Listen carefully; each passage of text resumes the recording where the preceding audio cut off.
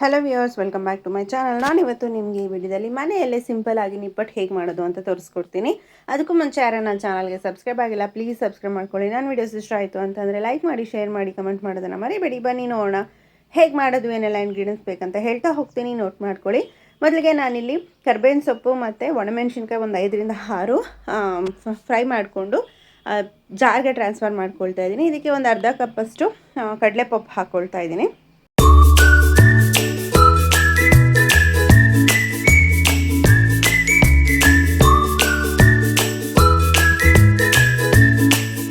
ಇದಕ್ಕೆ ಒಂದು ಅರ್ಧ ಸ್ಪೂನಷ್ಟು ಜೀರಿಗೆ ಹಾಕ್ಕೊಳ್ತಾ ಇದ್ದೀನಿ. ಹಾಗೆ ನೆಕ್ಸ್ಟ್ ಈಗ ನಾನೊಂದು 3 ಸ್ಪೂನಷ್ಟು ಕಡಲೆ ಬೀಜ ಹುರ್ಕೊಂಡು ಇಟ್ಕೊಂಡಿದ್ದೀನಿ, ಅದನ್ನು ಹಾಕ್ಕೊಳ್ತಾ ಇದ್ದೀನಿ.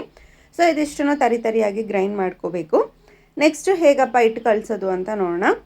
ನಾನಿಲ್ಲಿ 1 ಕಪ್ಪಷ್ಟು ಅಕ್ಕಿ ಹಿಟ್ಟು ತೊಗೊಳ್ತಾ ಇದ್ದೀನಿ. ಸೊ ಅದಕ್ಕೆ ನಾವು ಗ್ರೈಂಡ್ ಮಾಡಿ ಇಟ್ಕೊಂಡಿರೋ ಅಂಥ ಪೌಡರ್ನ ಹಾಕ್ಕೊಳ್ತಾ ಇದ್ದೀನಿ. ಸೊ ಹಾಕ್ಕೊಂಡು ಇದನ್ನು ಚೆನ್ನಾಗಿ ಮಿಕ್ಸ್ ಮಾಡ್ಕೋಬೇಕು. ಸೊ ಇದ್ರ ಜೊತೆಗೆ ನಾನೀಗ ಒಂದು ಅರ್ಧ ಸ್ಪೂನಷ್ಟು ಯೆಲ್ಲೋ ಪೌಡ್ರ್ ಹಾಕ್ಕೊಳ್ತಾ ಇದ್ದೀನಿ. ಸೊ ಹಾಗೆ ಇದಕ್ಕೆ ರುಚಿಗೆ ತಕ್ಕಷ್ಟು ಉಪ್ಪು ನೀವು ನೋಡ್ಕೊಂಡು ಹಾಕ್ಕೊಳ್ಳಿ. ಉಪ್ಪು ಹಾಕ್ಕೊಂಡ್ಮೇಲೆ ಮಿಕ್ಸ್ ಮಾಡಿ ಟೇಸ್ಟ್ ಮಾಡಿಬಿಟ್ಟು ಆಮೇಲೆ ನೀವು ನೀರು ಹಾಕ್ಕೊಂಡು ಕಲಿಸ್ಕೊಳ್ಬೇಕು. ಸೊ ನೆಕ್ಸ್ಟ್ ಈಗ ನಾನು ಒಂದು ಅರ್ಧ ಸ್ಪೂನಷ್ಟು ಓಂಕಾಳು ಹಾಕ್ಕೊಳ್ತಾ ಇದ್ದೀನಿ. ಇದನ್ನು ಸ್ವಲ್ಪ ರಬ್ ಮಾಡಿ ಹಾಕಿ. ಸೊ ಇದು ಹಾಕೋದ್ರಿಂದ ಚಕ್ಲಿಗೆ ಟೇಸ್ಟ್ ಚೆನ್ನಾಗಿ ಅನಿಸುತ್ತೆ, ಡೈಜೆಷನ್ ಚೆನ್ನಾಗಾಗುತ್ತೆ. ನೆಕ್ಸ್ಟ್ ಈಗ ಇದಕ್ಕೆ ನಾನೊಂದು ಅರ್ಧ ಸ್ಪೂನಷ್ಟು ಜೀರಿಗೆ ಹಾಕ್ಕೊಳ್ತಾ ಇದ್ದೀನಿ. ನಾವು ಆಲ್ರೆಡಿ ಗ್ರೈಂಡ್ ಮಾಡೋದಕ್ಕೆ ಜೀರಿಗೆ ಯೂಸ್ ಮಾಡಿದ್ದೀವಿ. ಸೊ ಹಾಗಾಗಿ ಒಂದು ಅರ್ಧ ಸ್ಪೂನಷ್ಟು ಜೀರಿಗೆ ಹಾಕ್ಕೊಳ್ತಾ ಇದ್ದೀನಿ. ಅದು ಫ್ಲೇವರ್ ಚೆನ್ನಾಗಿ ಅನಿಸುತ್ತೆ ಆವಾಗವಾಗ ಸಿಕ್ಕಿದ್ರೆ ಚಕ್ಲಿ ತಿನ್ನೋವಾಗ. ಸೊ ಹಾಗಾಗಿ ಸೊ ನೆಕ್ಸ್ಟು ಈಗ ಇದಿಷ್ಟನ್ನು ಚೆನ್ನಾಗಿ ಮಿಕ್ಸ್ ಮಾಡ್ಕೋಬೇಕು ನೀವು. ಸೊ ಇದಕ್ಕೆ ರುಚಿಗೆ ತಕ್ಕಷ್ಟು ಉಪ್ಪು ಹಾಕ್ಕೊಳ್ತಾ ಇದ್ದೀನಿ. ಉಪ್ಪು ಹಾಕಿದ್ಮೇಲೆ ಚೆನ್ನಾಗಿ ಮಿಕ್ಸ್ ಮಾಡ್ಕೊಳ್ಳಿ. ಸೊ ಇದಕ್ಕೆ ನೀರು ಮತ್ತು ಏನು ಹಾಕಬಾರ್ದು, ಹಾಗೇ ಫಸ್ಟು ಮಿಕ್ಸ್ ಮಾಡ್ಕೋಬೇಕು. ಅಕ್ಕಿ ಹಿಟ್ಟು ಮತ್ತು ನಾವು ಗ್ರೈಂಡ್ ಮಾಡ್ಕೊಂಡಿರೋವಂಥ ಪೌಡರು, ಉಪ್ಪು ಎಲ್ಲ ಚೆನ್ನಾಗಿ ಮಿಕ್ಸ್ ಆಗಬೇಕು.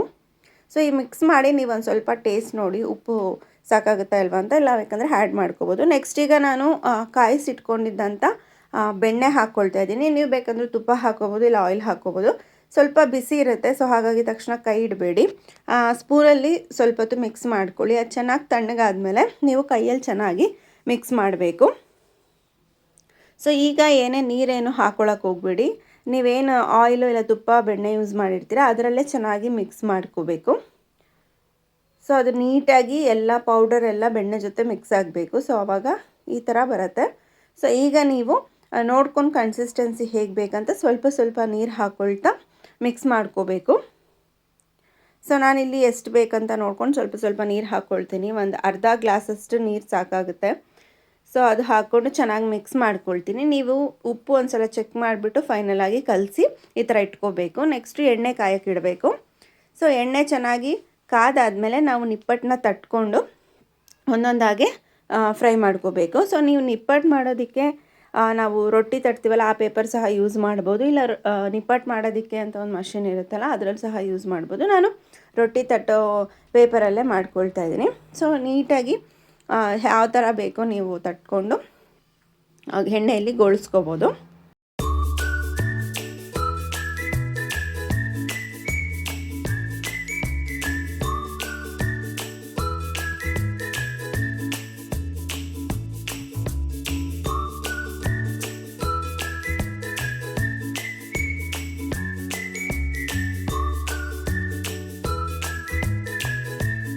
ಸೊ ಎಣ್ಣೆ ಚೆನ್ನಾಗಿ ಕಾದಾಗಿದೆ. ಈಗ ನಾವು ಲೋ ಫ್ಲೇಮಲ್ಲಿ ಇಟ್ಕೋಬೇಕು, ಬಿಕಾಸ್ ಹೈ ಫ್ಲೇಮಲ್ಲಿದ್ದರೆ ಬೇಗ ಸೀದೋಗುತ್ತೆ. ಹಾಗಾಗಿ ಲೋ ಫ್ಲೇಮ್ಗೆ ಇಟ್ಕೊಂಡು ನಿಧಾನವಾಗಿ ಒಂದೊಂದಾಗೆ ನಿಪ್ಪಟ್ಟನ್ನ ಫ್ರೈ ಮಾಡ್ಕೊಳ್ತಾ ಬರಬೇಕು. ಸೊ ಒಂದು ಸ್ವಲ್ಪ ಗೋಲ್ಡನ್ ಬ್ರೌನ್ ಕಲರ್ ಬರೋ ಅಷ್ಟೊತ್ತಿಗೆ ತಗೊಂಬಿಡಿ, ಇಲ್ಲ ಅಂತಂದರೆ ತುಂಬ ಸೀದೋಗುತ್ತೆ.